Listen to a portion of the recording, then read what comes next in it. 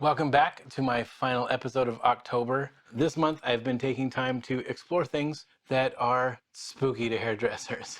Things that we avoid, things that we tell our clients to avoid. And today we're going to talk about one of the cardinal sins of the salon, sun in. What is it? Why does it work? And is it really all that bad? But first, if you've been watching my videos and you enjoy them, please subscribe. It means a lot to me. And that way you can keep up with what I'm doing. I have a list this long with really tiny writing of videos I've yet to do. I love to answer your questions. I love to see the comments. It's great to see a community of people that are interested in the same nerdy aspects of hairdressing that I am. Please subscribe, comment, and stick around to the end of the video for some links. Moving on. Sun in. I don't know if this is a sort of product that's available in other countries besides the United States. Other countries may have something similar, but when you look at a product and its ingredient label and you see the scientific names of all the ingredients, that's a multi-purpose label that's meant to go to many different countries. The United States does not require the scientific names for the ingredients, where many other countries and many European countries do. When I see that the first ingredient is water and it doesn't also say aqua afterwards, then I know that this is pretty much a North America only sort of packaging. I don't normally go into something thinking that I'm not going to like the results, but I'm pretty sure I'm not going to like what I find out about sun. Okay, first of all, let's look at this label. So this product is supposed to lighten your hair in the sun. You spray it in damp hair, you go outside, you let it heat up, and you let the UV rays do the work. Or you blow dry it into your hair. You don't rinse it out, you just blow dry it into your hair and move on with your life. And then your hair just gets lighter over time. So when I look at this model, look at her eyebrows. Look how light her hair naturally is. I love that she's like the ideal for sun in. She's in a hair color category called soft brown, which makes up about 10% of the world's population. So when you look at this, 90% of the world is not going to get these results out of this product, just so you know. I also love that it says alcohol free. Alcohol doesn't really lighten your hair. A product like this would never have alcohol in it anyway, but it's a cosmetic company's way of misdirection, of telling you it doesn't have this ingredient in it, when like no products like this have that ingredient in it. Lemon fresh.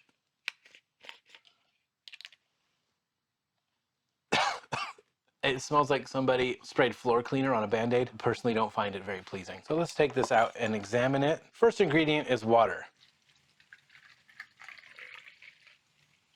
Second ingredient, hydrogen peroxide.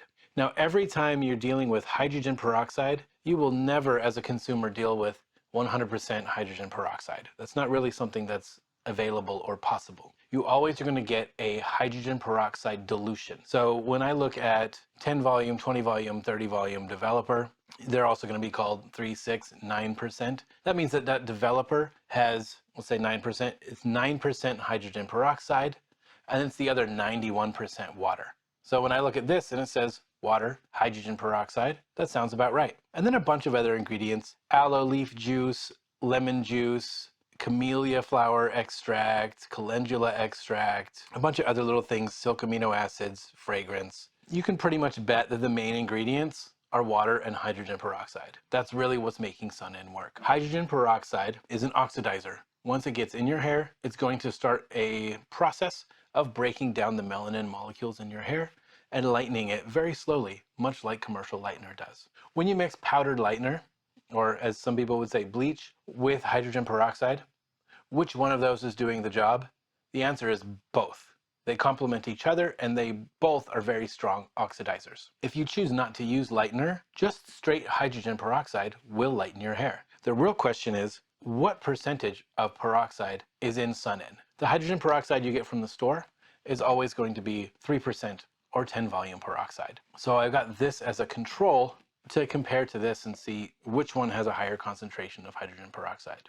And really, long story short, you do not want to put hydrogen peroxide in your hair and leave it in there, potentially for days at a time. You're literally having hydrogen peroxide on your hair for hours. Using heat is going to accelerate the process and make it a lot rougher on your hair than sometimes even just lightener and peroxide mixture.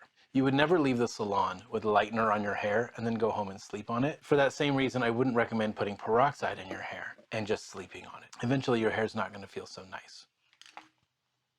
let me introduce you to one of my new toys. This is a hydrometer. It's made to measure basically the density of water, and there's different scales on it. And one of the things that we can measure is our percentage or volume of hydrogen peroxide. So you're going to be seeing more and more usage of this in my videos. I'm really excited to play with it. So first we're going to take our 10 volume hydrogen peroxide.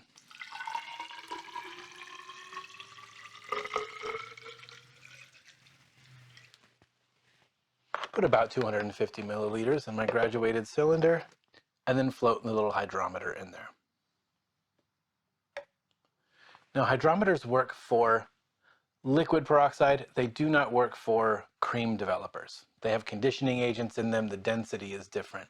The oxygen content is the same, but a device like this won't work in them. So now I have a nice little free-floating thing. It stopped bobbing. And we can see that's where it's floating, is right there at 10 volume.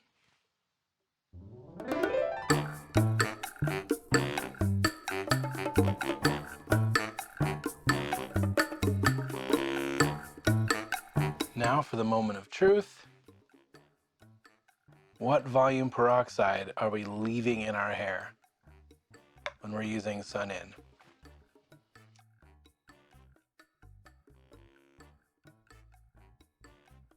Now, I suspect that the active ingredient in Sun-In is the hydrogen peroxide. I'm curious if they balanced the pH at all, made it more or less acidic. In general, hydrogen peroxide is fairly acidic. Things can be too acidic for the hair, but things can also be too alkaline for the hair. Sort of the golden standard for hair products is 4.5 to 5.5, which is on the acidic scale.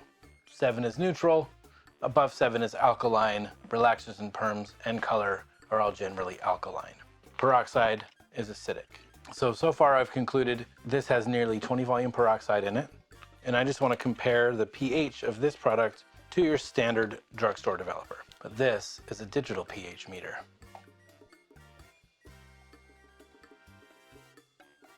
And my hydrogen peroxide is showing up at about 4.7. Sun-In, about 3.4. Now this may seem insignificant, but the pH scale is a logarithmic scale, which means that each number on the scale is an order of magnitude or 10 times greater than the previous number. So if I'm looking at a pH of about 4.7 and a pH of 3. What did I say? Basically, they're about 1 point away from each other. That means that the Sun-In is 10 times more acidic than the hydrogen peroxide. So if our goal pH for our hair products is around 4.5 to 5.5, 4.7, we're right in sort of the safe zone for hydrogen peroxide.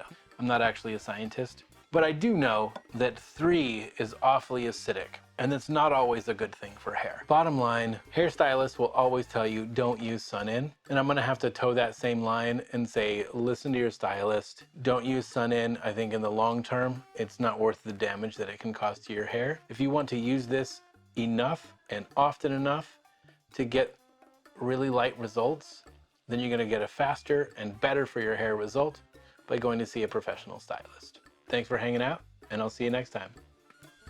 Hey guys, thanks for watching this video. If you like what you saw and you want to see some more, go ahead and check out some of my other videos. Feel free to share with any of your nerdy friends. Click the subscribe button. If you have any questions or comments, leave them below. Let me know what else you want to hear about. Thank you so much for stopping by, and I'll see you next time.